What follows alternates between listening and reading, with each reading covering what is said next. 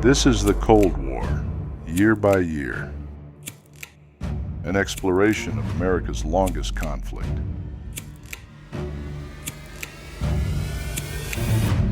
Chapter 1, 1945. As World War II entered its final year, with Hitler's armies in retreat and the Allies closing in on Nazi Germany from all sides, events that would define the nature of the post-war world began to unfold. These events would reveal fundamental divisions between the Western powers and their ally, the Soviet Union. Divisions that would eventually lead the war-weary world into its next strange conflict, a conflict that would last for 45 years and stretch to every corner of the globe. This conflict would become known as the Cold War.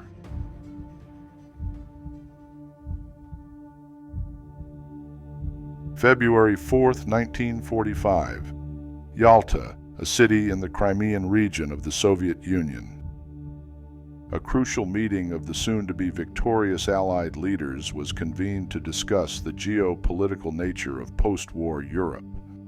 The primary participants were President Roosevelt of the United States, Prime Minister Winston Churchill of the United Kingdom, and Joseph Stalin, the dictator of the Soviet Union. The Yalta Conference had several primary goals, including determining the division and administration of post-war Germany, clarifying the political status of liberated European nations, an agreement on the timing of the Soviet Union's entry into the Pacific War, and the formation of the United Nations to replace the ineffective League of Nations. While the participants entered the conference with some level of optimism, problems soon began to emerge. Disagreements between the Western Allies and the Soviet Union over the occupation of a defeated Germany, the governance of the Soviet-occupied nations of Eastern Europe, the political future of Poland, and other issues soon became apparent. An atmosphere of distrust and heightened suspicions began to emerge. This would contribute to the growing East-West divide and would ultimately set the stage for the Cold War.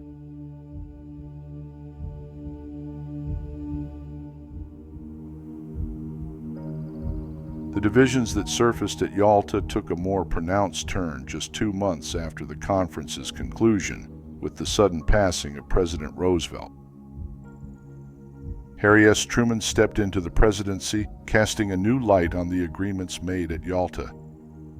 Later that same month, on April 30th, 1945, Adolf Hitler met his end in his underground bunker in Berlin. Nazi Germany surrendered a week later.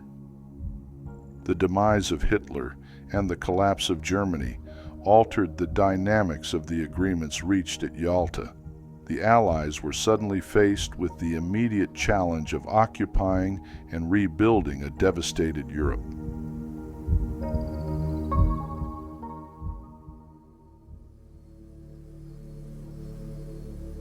The Allies agreed to meet again, this time in Potsdam, a city just southwest of Berlin. The Potsdam Conference took place from July 17th to August 2nd, 1945. The main participants were Truman, Churchill, and Stalin. The primary objective of the Potsdam Conference was to establish the ground rules for the occupation and reconstruction of Germany. The Allies aimed to demilitarize and denazify that country, ensuring that it would not pose a threat to world peace in the future. Additionally, the leaders discussed the issue of war crimes and agreed to hold the major war criminals accountable for their actions. It was agreed that the defendants would be put on trial in Nuremberg as soon as possible. The conference also addressed the reorganization of the German economy and the establishment of democratic institutions to prevent the resurgence of totalitarianism. Truman, not fully versed in the nuances of the discussions in Yalta, encountered challenges in his interactions with Stalin in Potsdam. Lacking trust in the Soviet leader, he left Potsdam with a growing wariness regarding Soviet motives in Eastern Europe. This attitude would further heighten the growing tensions between the Western powers and the Soviets.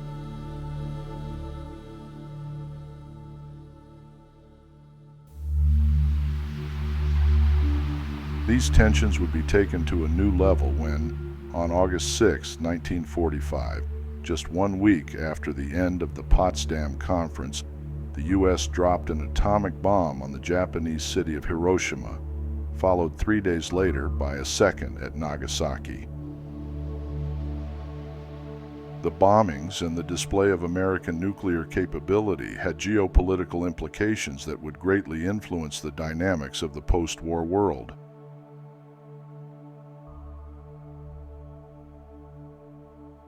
The stage was set for the ideological, political, and military confrontation that would define the Cold War for the next several decades.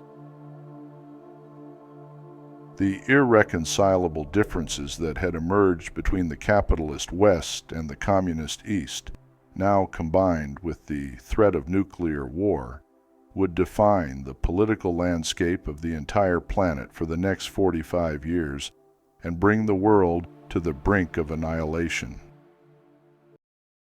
The Cold War had begun. Coming next, 1946 would see the Cold War heating up, with a civil war in Greece and a crisis in Iran. Churchill would deliver his famous Iron Curtain speech in Fulton, Missouri, and the U.S. would present a plan at the United Nations to curtail the further development of nuclear weapons. Next time on The Cold War, Year by Year.